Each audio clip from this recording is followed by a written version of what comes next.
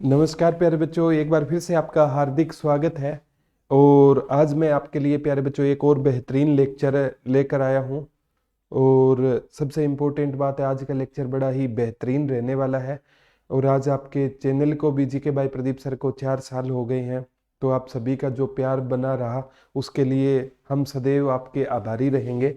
तो आज का हमारा जो लेक्चर रहेगा वो हरियाणा के अभिलेख पढ़ेंगे, हरियाणा के प्रमुख अभिलेख पढ़ेंगे। हमने हरियाणा का इतिहास स्टार्ट किया हुआ है, उसमें एक सीरीज चल रही है। उसी सीरीज में आज का हमारा टॉपिक रहेगा हरियाणा के प्रसिद्ध अभिलेख। क्या पढ़ेंगे? जय मां सरस्वती का नाम लेके हरियाणा के प्रसिद्ध अभिलेख पढ़ेंगे। क्या पढ़ेंगे? हरियाणा के प्रसिद्ध अभिलेख पढ़ेंगे। और प्यारे बच्चों, सबसे पहले ना मैं आपको बता देना चाहता हूं, इन अभिलेखों से क्वेश्चन है पक्का बनता है। सबसे पहला क्वेश्चन होता है कि सर ये अभिलेख होते क्या है। ये क्वेश्चन भी इंपॉर्टेंट है। ये अभिलेखों की शुरुआत किसने की? अभिलेख होते क्या है प्यारे बच्चों? पुराने टाइम का ना, पुराने समय का ना, चाहे मेरे को कोई क्या मिल जाए, पुराने समय की, चाहे मेरे को ना कोई पत्थर मिल जाए, ठीक है, या पुराने समय का मेरे को कोई औजार मिल जाए, ठीक है, और पुराने समय की कोई जैसे ईंट मिल गई प्यारे बच्चों, और ये सभी है ना, इनको इतिहास की भाषा में क्या कहा जाता है? इतिहास की भाषा में इनको अभिलेख कहा जाता है। इसीलिए आप पढ़ते हो कि संगीत के 7 स्वर के अभिलेख हमें कहाँ से मिले थे? अभिलेख हमें कहाँ से मिले थे? ये हमें कहाँ से मिले थे? अगरवा इंसार से मिले थे। हालांकि वहां से क्या मिली थी हमें? एक ईंट, और उस पर क्या लिखे हुए थे? संगीत के 7 स्वर लिखे हुए थे। संगीत के क्या लिखे हुए थे? उस पर 7 स्वर लिखे हुए थे। तो इतिहास की भाषा में उन्हें क्या कहा जाएगा? अभिलेख कहा जाएगा। Sunil ji, Shri Radhe ji, Sumit ji, good afternoon. तो इतिहास की भाषा में उन्हें क्या कहा जाता है? अभिलेख कहा जाता है। पुराने टाइम का ना कोई भी चीज हमें मिल जाए प्यारे बच्चों, जिससे हमें ना इतिहास के बारे में पढ़ने में आसानी हो, उन्हें क्या कहा जाता है? अभिलेख कहा जाता है। और ये इंपॉर्टेंट है सबसे ज्यादा ना। पेपर में यहाँ से क्वेश्चन आपके आगामी एग्जाम में क्वेश्चन पक्के आएंगे। और ये क्वेश्चन आता है अभिलेखों को, अभिलेखों के माध्यम से शिक्षा देने वाला भारतीय इतिहास का पहला राजा कौन था? शिक्षा देने वाला भारतीय इतिहास का, अभिलेखों के माध्यम से शिक्षा देने वाला भारतीय इतिहास का पहला राजा कौन था जिसने अभिलेखों के माध्यम से शिक्षा दी थी? तो अभिलेखों के, थैंक यू गुरप्रीत कौर गुड़िया, थैंक यू। तो अभिलेखों के माध्यम से शिक्षा देने वाला पहला राजा कौन होता था? सम्राट अशोक होता था। कौन होता था प्यारे बच्चों? सम्राट अशोक होता था। इसने ना अभिलेखों के माध्यम से जनता को क्या किया था? शिक्षित किया था। ये भी क्वेश्चन आता है। सम्राट अशोक का बिना अभिलेख हरियाणा से, जैसे चेनेस्टी का स्तूप हरियाणा से मिला है, तो ये भी इंपॉर्टेंट है। अभिलेखों के, संगीता जी गुड आफ्टरनून, प्रीति गुड मॉर्निंग। तो अभिलेखों के माध्यम से शिक्षा देने वाला भारतीय इतिहास का पहला राजा कौन था? तो पहला राजा कौन था? ठीक है, तो हाँ करवा देंगे अमनदीप जी, वो भी करवा देंगे, ठीक है। अभिलेख, राहुल जांगड़ा भाई, थैंक यू। तो अभिलेखों के माध्यम से शिक्षा देने वाला पहला राजा कौन होता था? सम्राट अशोक होता था। और इसने कहते हैं सम्राट अशोक ने प्रजा को ना किसके माध्यम से शिक्षा दी थी? अभिलेखों के माध्यम से शिक्षा दी थी। सम्राट अशोक के ना हमें वृत्त अभिलेख, ठीक है, 14 सम्राट अशोक के हमें क्या मिले थे? वृत्त अभिलेख मिले थे। सम्राट अशोक के 13 क्या मिले थे? लघु अभिलेख मिले थे। लघु अभिलेख कितने मिले थे? 13 लघु क्या मिले थे? अभिलेख मिले थे। और सम्राट अशोक के क्या मिले थे? स्तंभ अभिलेख कितने मिले थे? 7 मिले थे। क्या मिले थे? 7 स्तंभ अभिलेख मिले थे, ठीक है। तो ये इंपॉर्टेंट है। वृत्त अभिलेख का मतलब है सम्राट अशोक के बड़े पत्थरों पर, और लघु अभिलेख छोटे पत्थरों पर, और स्तंभ अभिलेख प्यारे बच्चों इस पर एक पिलर टाइप का होता था। इस पर कहते हैं पशु पक्षियों के क्या बने होते थे? पशु पक्षियों के क्या बने होते थे? चित्र बने होते थे। क्या बने होते थे? अब आप कहोगे सर ये बड़े छोटे ये होते क्या है? सपोज करो प्यारे, थैंक यू मनदीप जी, थे सपोज करो सम्राट अशोक को प्यारे बच्चों बसंती से मिलना था। किससे मिलना था? बसंती से मिलना था। और प्यारे बच्चों बसंती से सम्राट अशोक को मिलना था। और एक है ना मतलब सैनिक है ना बसंती के पास जाता और उस पत्थर पर लिखा होता था बसंती को, Ashok wants to meet you, Ashok wants to meet you, Ashok आपसे मिलना चाहता है। पहाड़ वाली गली, पहाड़ वाली गली, उस टाइम कोई रेस्टोरेंट तो थे नहीं, पहाड़ वाली गली ही होगी।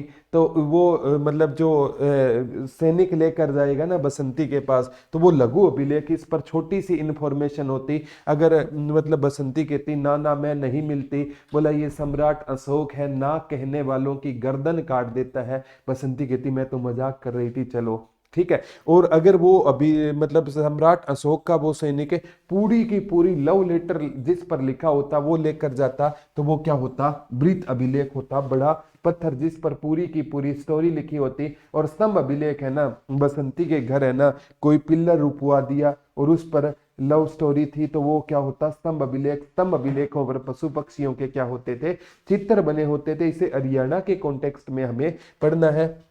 और प्यारे बच्चों सबसे इंपॉर्टेंट, थैंक यू एजा जी, थैंक यू, ठीक है।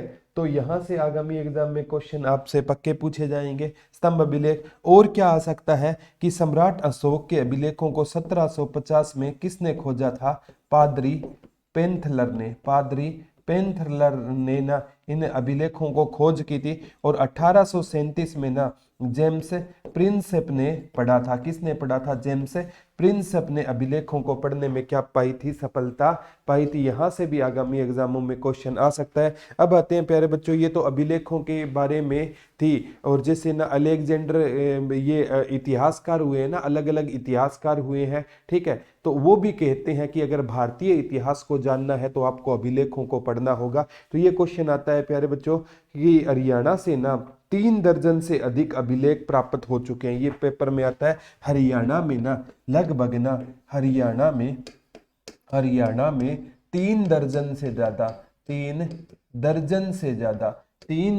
से ज्यादा क्या मिल चुके हैं? अभिलेख प्राप्त हो चुके हैं। हरियाणा से ना 3 दर्जन से ज्यादा क्या प्राप्त हो चुके हैं? अभिलेख है प्राप्त हो चुके हैं। हरियाणा से ना 3 दर्जन से ज्यादा क्या प्राप्त हो चुके हैं? अभिलेख है हमें आज तक मिल चुके हैं। ये भी क्वेश्चन आ सकता है। हरियाणा से लगभग हमें कितने अभिलेख मिल चुके हैं? 3 दर्जन से ज्यादा अभिलेख है मिल चुके हैं। उसमें सबसे ज्यादा टोपरा अभिलेख रहेगा। सबसे इंपॉर्टेंट कौन सा रहेगा? टोपरा अभिलेख। पहले टोपरा गांव अंबाला में, बाद में यमुना नगर में, ठीक है।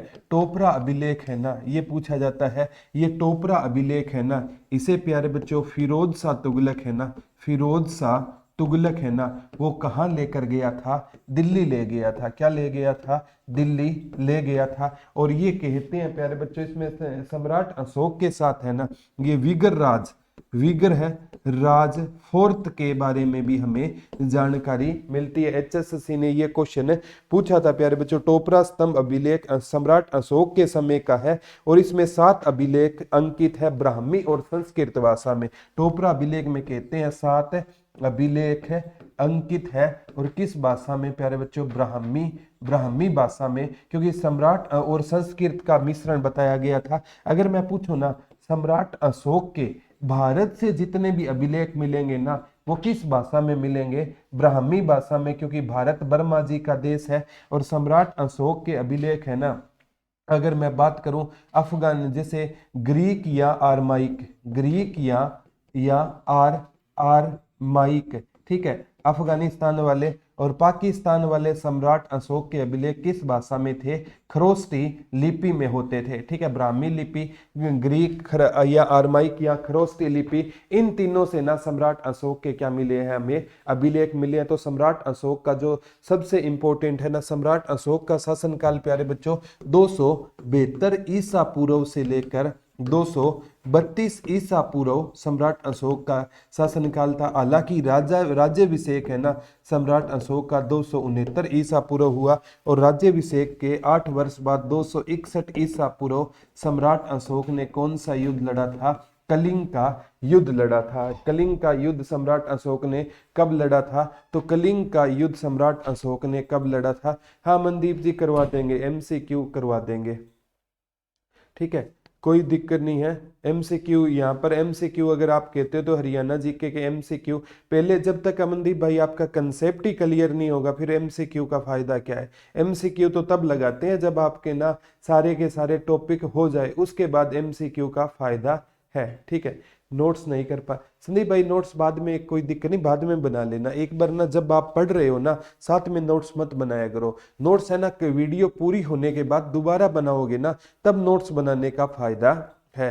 पहले जब तक आपको कंसेप्ट ही समझ नहीं आएगा फिर नोट्स का फायदा क्या है? किताबें बहुत सी है प्यारे बच्चों। मैं हमें कभी भी है ना पहले कंसेप्ट को, जब स्टूडेंट था ना पहले कंसेप्ट को पढ़ा करता था, और जब टीचर बिल्कुल पढ़ा देता था बाद में ना मैं नोट्स है बनाया करता था। तो थोड़ा सा ना आप पढ़ने की ज़्यादा कोशिश से किया करो। लास्ट में आप अभी तो वीडियो को आप दोबारा देख कर भी तो नोट्स है बना सकते हो, ठीक है।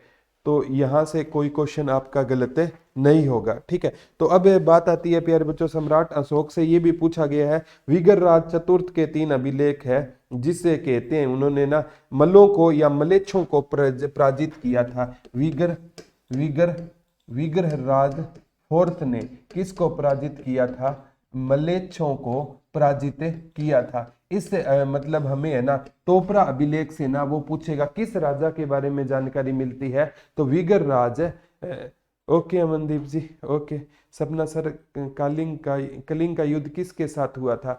कलिंग का युद्ध है ना प्यारे बच्चों, कहते हैं सम्राट अशोक ने हाथियों को जीतने के लिए कलिंग का युद्ध लड़ा था। वो कलिंग का राजा नंदराज बताया जाता है। ये कलिंग नरेश खारवेल है ना, वो भी प्यारे बच्चों कलिंग से रिलेटेड था, ठीक है। कलिंग को पहले महापद्मानंद ने भी जीता था। जब मैं एंशिएंट इंडिया कराऊंगा ना तो अच्छे से इसके बारे में आपको बताऊंगा। कहते हैं सम्राट अशोक ने कलिंग को युद्ध हाथियों को जीतने के लिए लड़ा था 261 ईसा पूर्व, और उसके बाद में सम्राट अशोक ने बेरी घोष के स्थान पर धम घोष को अपना लिया था। और सम्राट अशोक ने कहा था मैं भविष्य में क्या नहीं करूंगा, कोई युद्ध नहीं करूंगा। ये पेपर में आपसे पूछा जाता है, आगामी एग्जाम में भी ये पेपर में आ सकता है। और कहते हैं इन लेखों का लक्ष्य नैतिक शिक्षा प्रदान करना था। टोपरा अभिलेख है ना, इसका लक्ष्य क्या था? लोगों को नैतिक शिक्षा प्रदान करना। लोगों को ना सम्राट अशोक ने ना नैतिक शिक्षा प्रदान करने के लिए ना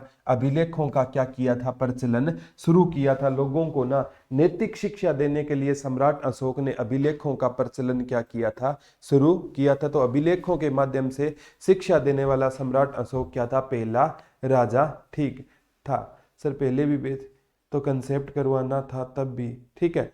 तो ये कोई दिक्कत नहीं है। आपको अगर एमसीक्यू चाहिए तो एमसीक्यू सीरीज शुरू कर देंगे। आप कहोगे तो यहाँ, आप कहोगे तो यूट्यूब पर, कोई दिक्कत नहीं है। एमसीक्यू कहो तो एमसीक्यू में अभी देखो, मैं अमनदीप जी आपको सिंपल सी बात बताता हूँ। आपके पास बच्चे 4 महीने का टाइम है, तो कम से कम है ना 2 महीने आप कंसेप्ट सीखो, और लास्ट के 2 महीने में कितनी एमसीक्यू प्रैक्टिस है कर लेना। अप्रैल से पहले अब कोई एग्जाम होता दिखाई नहीं दे रहा है। 2-3 महीने आप कहोगे उतने एमसीक्यू मैं करवा दूंगा। 10.5 घंटे में एक पूरी हरियाणा जीके मैंने करवाई है, तो कोई दिक्कत नहीं है। 12 घंटे में मैं पूरा एमसीक्यू जितने भी आज तक क्वेश्चन बने हैं वो करवा दूंगा, उसमें कोई दिक्कत नहीं होती। पहले बच्चों को ना कंसेप्ट क्लियर होना जरूरी है। Good morning Sharda ji. एक एग्जाम में ये पूछा गया था प्यारे बच्चों, महाभारत के नकुल दिग्विजय में महाभारत कालीन एक अभिलेख मिला है। महाभारत का कौन सा मिला था? महाभारत कालीन एक अभिलेख मिला था नकुल दिग्विजय। क्या मिला था? नकुल दिग्विजय मिला था। नकुल दिग्विजय, इसमें किसका वर्णन था? रोहतक का वर्णन था। महाभारत कालीन अभिलेख में किसका वर्णन था? रोहतक का वर्णन था। एक बौद्ध साहित्य जैसे आप पढ़ते हो ना, दिव्यावदान, बौद्ध साहित्य दिव्यावदान, दिव्यावदान में ना किसका वर्णन था? रोहतक और अगरुआ का वर्णन था। बौद्ध साहित्य दिव्यावदान में रोहतक और किसका वर्णन रहेगा? अगरुआ का वर्णन रहेगा। तो महाभारत कालीन ग्रंथ नकुल दिग्विजय में किसका वर्णन था? ठीक है, तो किसका वर्णन था? मेरा कांस्टेबल जीडी और दुर्गा शक्ति हुआ था। थैंक यू अमनदीप जी, दोनों एग्जाम के लिए आपको बहुत बहुत बधाई हो गुड़िया, ठीक है। आपका फाइनल सिलेक्शन भी जरूर होगा, ठीक है।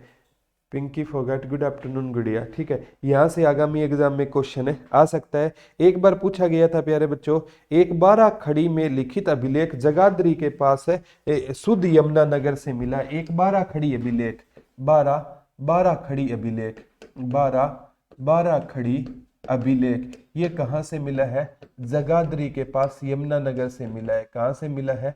जगाधरी यमुनानगर से ना। ठीक है, जगाधरी के पास यमुनानगर में एक गांव है शुद्ध गांव, तो शुद्ध गांव यमुनानगर से ना एक 12 खड़ी क्या मिला है हमें? एक अभिलेख है मिला है। और प्यारे बच्चों आपको पता है शुद्ध गांव में ही ना हमें सबसे पहले ना संगीत के क्या मिले थे? प्रमाण मिले थे। इसी गांव में ना हमें दूसरी शताब्दी में, इसी गांव से हमें दूसरी शताब्दी से क्या मिली थी? एक बैलगाड़ी मिली थी। और इससे हमें पता चल गया था कि हरियाणा में दूसरी शताब्दी में क्या आ गया था? दूसरी शताब्दी में हरियाणा में क्या आ गया था? संगीत आ गया। लेकिन ये पता नहीं चल पाया वो किस कला के क्या होते थे? संगीतकार होते थे।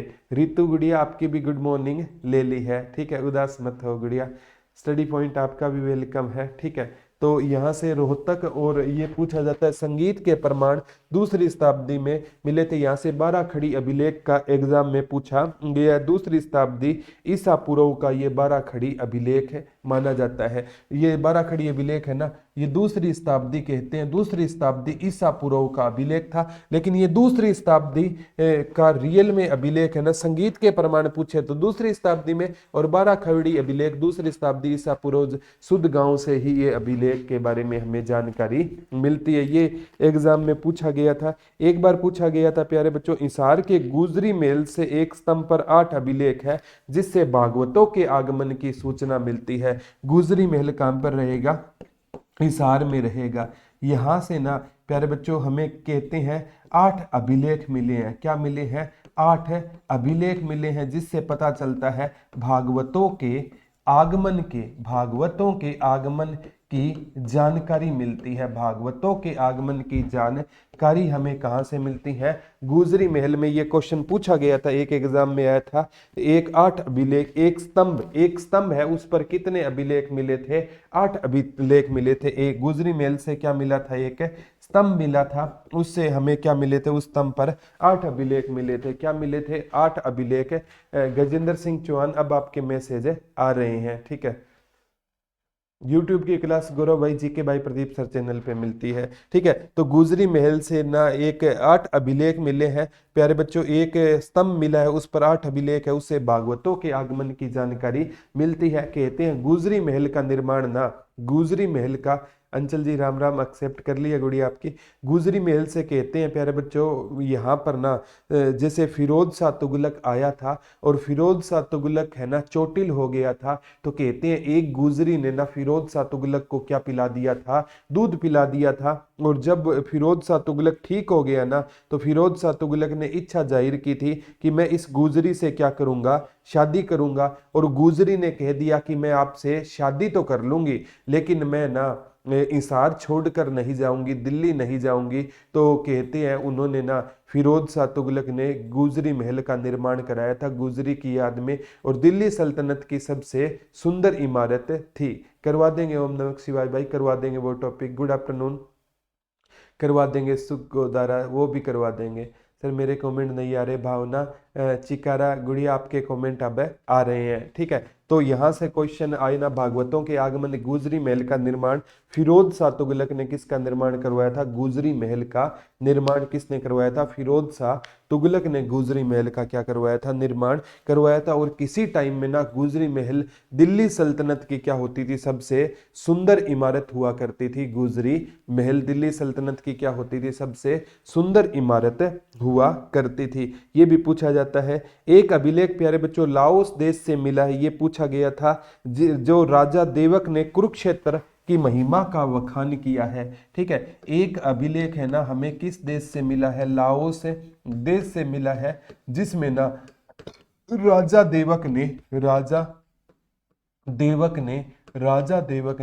कुरुक्षेत्र की महिमा का वखान किया है।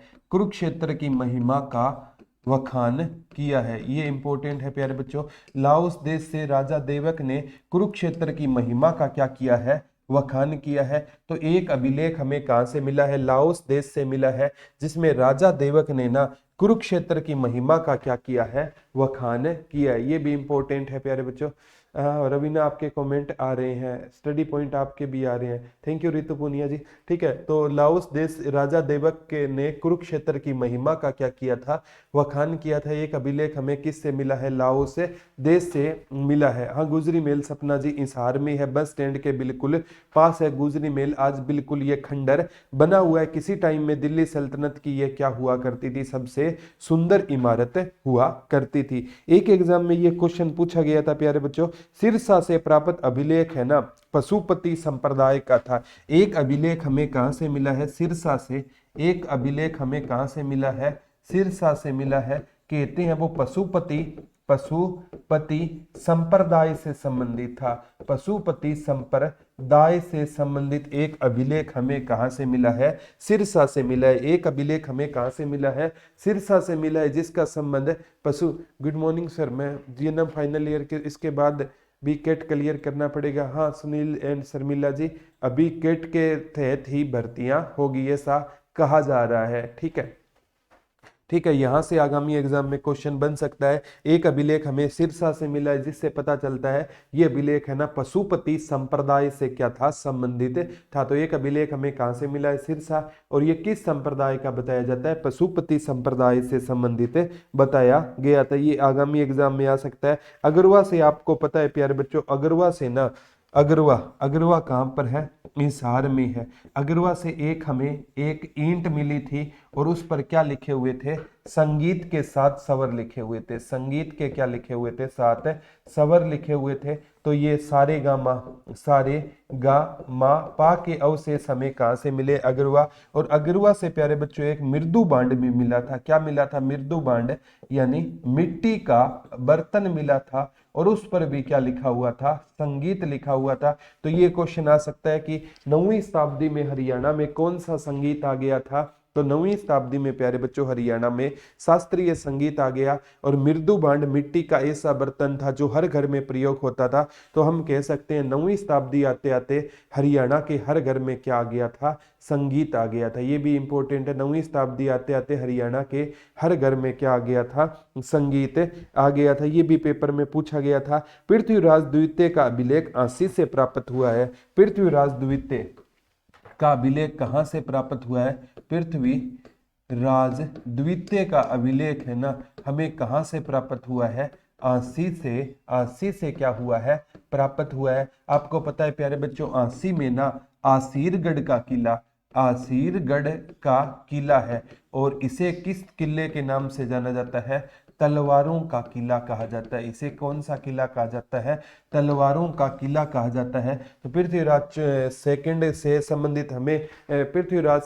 संबंधित हमें कौन सा अभिलेख मिला है, तो कौन सा अभिलेख मिला है प्यारे बच्चों, आसी से प्राप्त अभिलेख पृथ्वीराज चौहान से पृथ्वीराज द्वितीय से संबंधित है। एक हमें है ना पेहवा अभिलेख मिला है। कौन सा अभिलेख मिला है, पेहवा अभिलेख मिला है। और वो किस शताब्दी का है, 9वीं शताब्दी का है। और ये प्यारे बच्चों कहते हैं प्रतिहार वंश था, गुज्जर प्रतिहार वंश।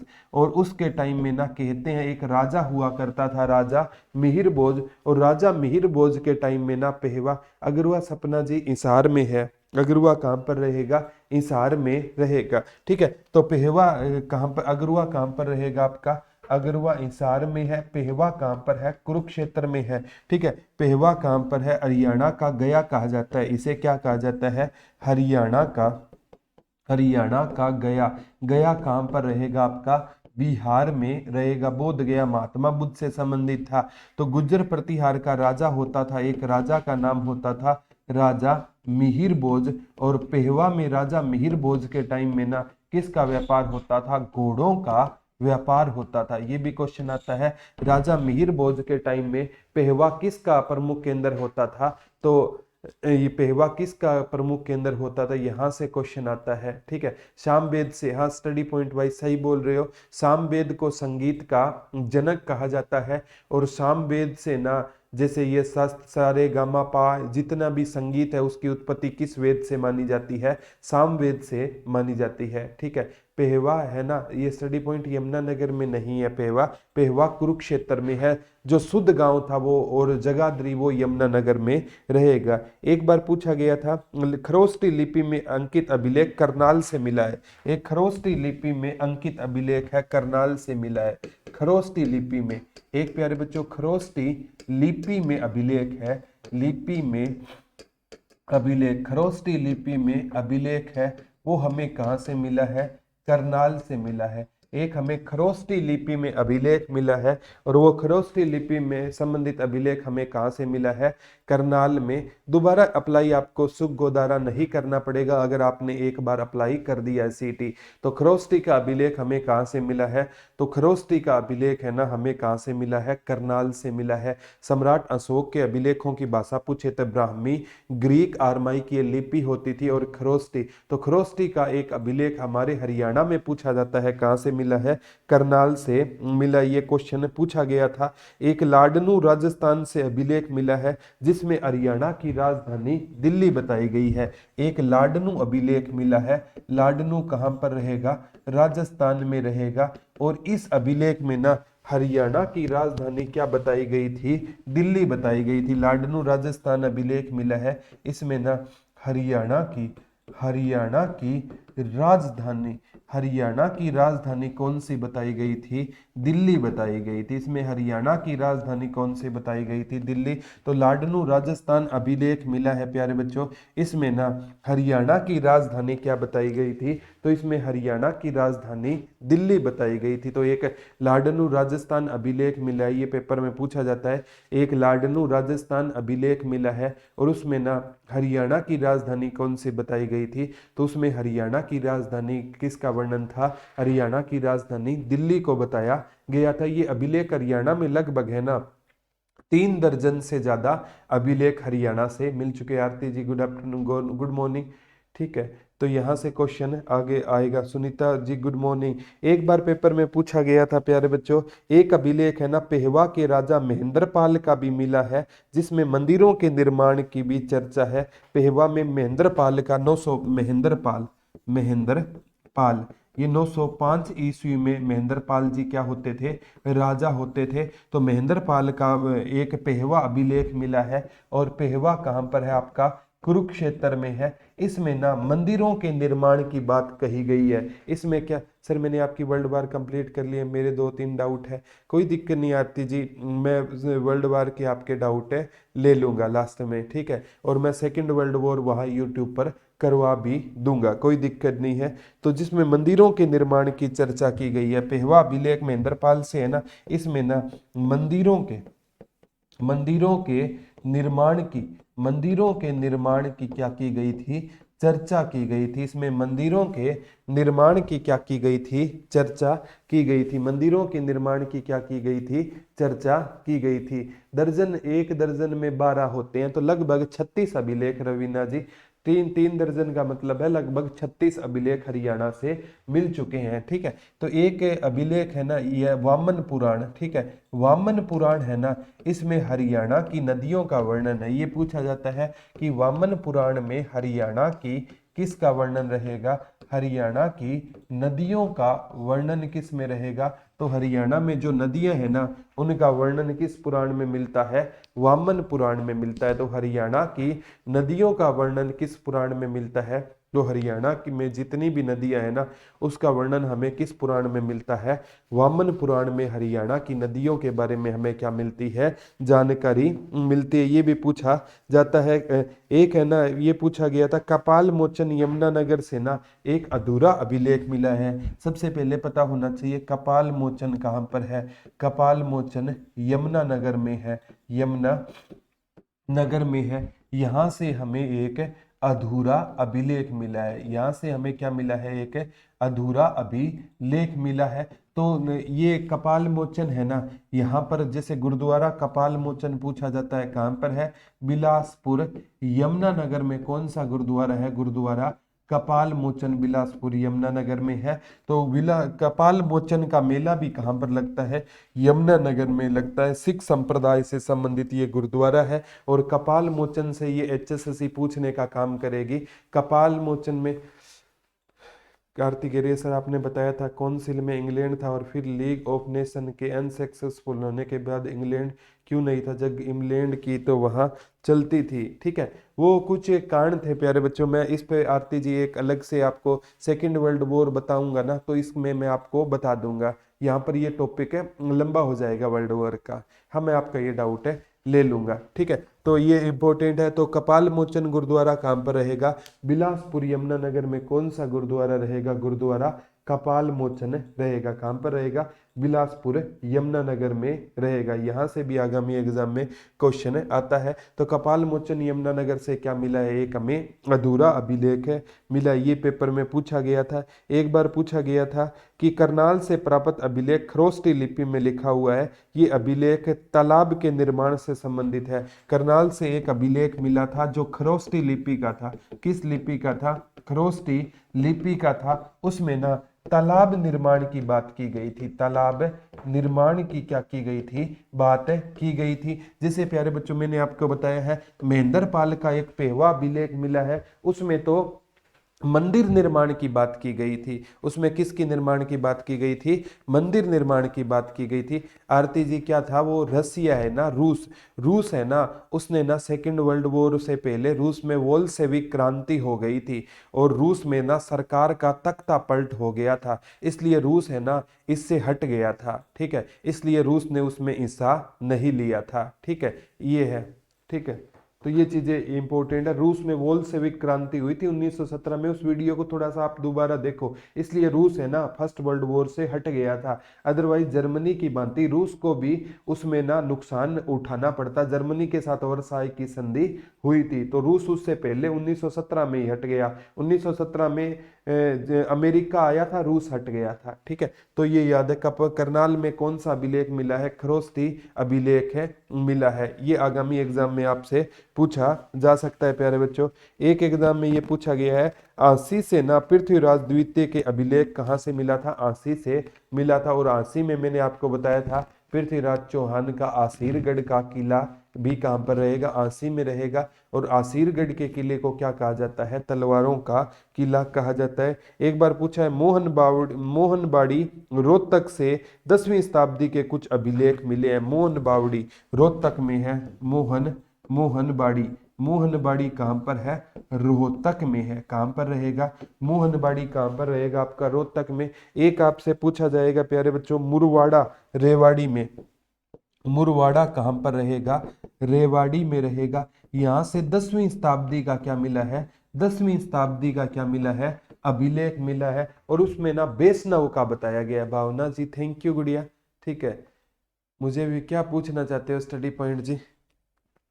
ठीक है, ये पेपर में पूछा गया वैष्णव मंदिर के निर्माण के को दर्शाता है। वैष्णव मंदिर के इस अभिलेख में ना वैष्णव मंदिर की बात की गई है। वैष्णव मंदिर के निर्माण की क्या की गई है? बात की गई है। तो मोहनबाड़ी कहाँ पर है? रोहतक। मुरवाड़ा कहाँ पर रहेगा? रेवाड़ी। इसमें कौन सी शताब्दी के अभिलेख मिले हैं? यहाँ से 10वीं शताब्दी के अभिलेख मिले। यहाँ से किस शताब्दी के अभिलेख मिले हैं?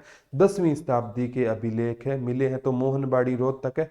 और ये रेवाड़ी मोरवाड़ा रेवाड़ी से हमें ना किस शताब्दी के अभिलेख मिले हैं? 10वीं शताब्दी की मुरवाड़ा रेवाड़ी से, जिसमें वैष्णव मंदिर के निर्माण की क्या की गई थी? बात की गई थी। तो प्यारे बच्चों अभिलेखों से क्वेश्चन आपसे पक्का पूछा जाएगा। जैसे तोसाम भिवानी से 3री व 4थी शताब्दी के अभिलेख मिले हैं। अगर आए तोसाम पहला तो क्वेश्चन आना चाहिए। तोसाम कहाँ पर रहेगा? भिवानी में रहेगा। यहाँ से हमें ना 3री व 4थी शताब्दी के 3री व 4थी शताब्दी के क्या मिले हैं? अभिलेख मिले हैं। ठीक है, तो साम भिवानी से ना हमें 3री व 4थी शताब्दी के क्या मिले हैं? अभिलेख मिले हैं। ये पेपर में पक्का पूछा जाएगा। तो साम भिवानी से हमें ना 3री व 4थी शताब्दी के क्या मिले हैं? अभिलेख मिले हैं। कहाँ से मिले हैं? तो साम भिवानी से। कौन से अभिलेख मिले हैं? एक तो 3री शताब्दी के, एक 4थी शताब्दी के अभिलेख हमें कहाँ से मिले हैं? तो साम भिवानी से मिले हैं। 3री व चौथी शताब्दी के अभिलेख हमें कहाँ से मिले हैं? तोसाम भिवानी से मिले हैं। और प्यारे बच्चों तोसाम की बाराबरी को, ये क्वेश्चन आता है, तोसाम की बाराबरी को क्या कहा जाता था?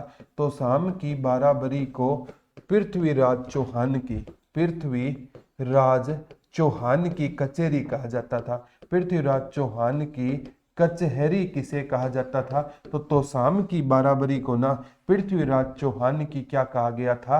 कचहरी कहा गया था। तोसाम की बाराबरी को क्या कहा गया था?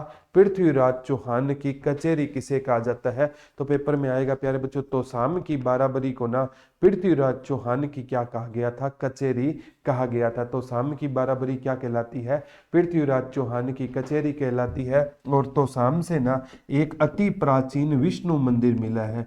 तोसाम से ये पूछा जाता है क्या मिला है? अति प्राचीन हमें विष्णु मंदिर, या अति प्राचीन प्यारे बच्चों आपसे पूछा जाएगा हमें लक्ष्मी नारायण मंदिर कहाँ से मिला है? तो अति प्राचीन विष्णु मंदिर या लक्ष्मी नारायण मंदिर हमें कहाँ से मिला है? तो तोसाम भिवानी से। और कौन सी जाति गुरु जंबेश्वर भगवान को, गुरु जंबेश्वर भगवान को विष्णु जी या लक्ष्मी नारायण जी का अवतार मानती है? लक्ष्मी नारायण जी का अवतार मानती है। तो कौन सी जाति मानती है? बिश्नोई जाति है ना। गुरुजम्बेश्वर भगवान को किसका अवतार मानती है? लक्ष्मी नारायण का अवतार मानती है। तो ये भी क्वेश्चन आ सकता है, कौन सी जाति भगवान विष्णु को मतलब को बिश्नोई समाज है ना, गुरुजम्बेश्वर भगवान को भगवान विष्णु का क्या माना जाता है? अवतार एक बार आया था। गुरुजम्बेश्वर भगवान को किसका अवतार माना जाता है? तो भगवान विष्णु का एक बार आया था। कौन सी जाति गुरुजम्बेश्वर भगवान को लक्ष्मी नारायण या भगवान विष्णु का अवतार मानती है? तो बिश्नोई जाति मानती है, क्योंकि गुरुजम्बेश्वर भगवान का जन्मदिन भी जन्माष्टमी को है और भगवान श्री कृष्ण का जन्मदिन भी जन्माष्टमी को है। और भगवान श्री कृष्ण गुरुजम्बेश्वर भगवान के क्या थे? जो भगवान श्री कृष्ण भी भगवान विष्णु के अवतार थे और गुरुजम्बेश्वर भगवान भी भगवान विष्णु के क्या थे? अवतार थे। यहाँ से कोई स्टडी पॉइंट जी, वहां पर ना वर्ल्ड जीके की अलग से क्लास आती है यूट्यूब पर, ठीक है, तो यहाँ पर भी वो सारी क्लासें हो जाएगी, चिंता मत करो, ठीक है। तो प्यारे बच्चों ये क्लास थी, ये हरियाणा से प्राप्त। आज मैंने सारे के सारे आपको क्या करवाए हैं? अभिलेख करवाए हैं कि कौन सा अभिलेख हमें कहाँ से मिला। और ये अभिलेख है ना जरूरी है, बहुत ज़्यादा जरूरी है, ठीक है। आज सबसे इम्पोर्टेंट है, आज चैनल पर भी मैं लाइव आऊँगा 3 बजे, सारे बच्चे लाइव आना। और आज देखो चैनल को देखो तो 4 साल हो गए, आपका प्यार है, फिर भी मैंने है ना मतलब आपका एक दिन भी मिस नहीं होना चाहिए। हमें मिलकर मेहनत करनी है। अगर आप साथ दिया तो प्यारे बच्चों आप अपनी मंजिल को जरूर पा लोगे। और अभी है ना थोड़ा सा आपसे कहूँगा नेगेटिव मत होना, क्योंकि जब तक आप पॉजिटिव रहोगे ना तब तक ही आप सफलता को प्राप्त कर पाओगे। थोड़ा सा ना आपको पॉजिटिव रहकर क्या करनी होगी? स्टडी करनी होगी। जितना ज़्यादा आप पॉजिटिव होगे ना तो आपको नेगेटिव लोग आपसे अपने आप दूर हो जाएंगे। आज हमने हरियाणा के प्राप्त अभिलेख पढ़े थे। अभिलेख क्या होता है? पुराने टाइम की कोई भी चीज़ मिल जाए उसे इतिहास की भाषा में अभिलेख कहते हैं। अभिलेखों के माध्यम से शिक्षा देने वाला पहला राजा भारतीय इतिहास का सम्राट अशोक होता था। 14 बृहत अभिलेख मिले थे, 13 लघु मिले थे, 7 स्तंभ अभिलेख मिले थे। सबसे इंपॉर्टेंट है हमें टोपरा अभिलेख, जो फिरोज शाह तुगलक है दिल्ली ले गया, पहले अंबाला में अब यमुनानगर में है। और प्यारे बच्चों टोपरा गांव, यहाँ से भी क्वेश्चन आपसे आगामी एग्जाम में क्वेश्चन पूछा जाएगा, ठीक है। तो ये है सबसे ज़रूरी है प्यारे बच्चों। और जैसे एक लाओस अभिलेख भी हमें मिला था, एक लाडनू अभिलेख, लाओस अभिलेख में राजा देवक है ना कुरुक्षेत्र की महिमा का बखान करता है।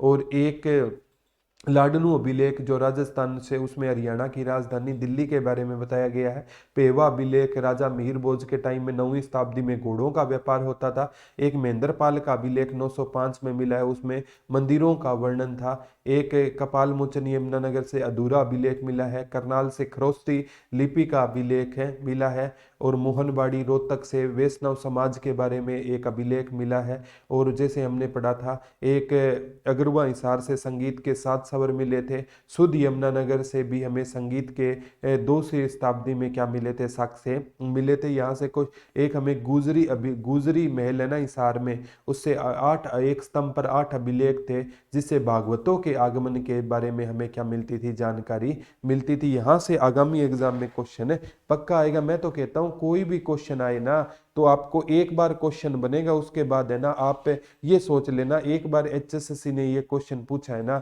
तो आगामी भी किसी ना किसी एग्जाम में एचएसएससी दोबारा क्वेश्चन पूछेगी, और दोबारा क्वेश्चन पूछेगी तो उस टाइम वो क्वेश्चन आपका किसी भी हाल में गलत नहीं होना चाहिए। अभिलेखों का टॉपिक है ये प्यारे बच्चों, एक किताबों में आपको नहीं मिलता। काफ़ी अच्छे से ये जानकारी मैंने आपके लिए इकट्ठी की है। तो आपको ये हरियाणा जीके खत्म होते ही यहाँ पर भी प्यारे बच्चों इंडिया जीके मैं शुरू कर दूंगा। और आपका ना मतलब यहाँ पर ज़्यादा क्लासें होती है ना, इसलिए साथ में पॉलिटी है ना मैं यूट्यूब पर करवा दूंगा, वो यहाँ भी हो जाएगी, आपकी चिंता मत करना। बस आपका प्रेम प्यार इसी प्रकार बना रहे। तो आज के लिए प्यारे बच्चों इतना ही रहेगा। और हम है ना आपके लिए संगीता सर मैं साथ में नोट्स इसीलिए बनाती हूँ क्योंकि दोबारा वीडियो देखने का टाइम नहीं मिलता। ठीक है, कोई दिक्कत नहीं है, आप साथ साथ संगीता जी नोट से बना सकते हो, कोई दिक्कत नहीं है। ठीक है, लेकिन ना पहले कंसेप्ट क्लियर होने के बाद नोट्स बनाए ना। पॉलिटी की क्लास है ना यूट्यूब पर डेली अपलोड होती है, एक क्लास है वो जीके बाय प्रदीप सर पर आप देख सकते हो। तो प्यारे बच्चों आज के लिए इतना ही है। कल आपसे आज का लेक्चर पहले बताना कैसे लगा। तो आज के लिए इतना ही रहेगा, कल आपसे दोबारा रूबरू होंगे। तब तक के लिए हंसते रहिए, मुस्कुराते रहिए, अपना और अपने साथियों का ध्यान रखना। तो धन्यवाद दोस्तों, जय हिंद, जय भारत, हमेशा हंसते रहो, मुस्कुराते रहो।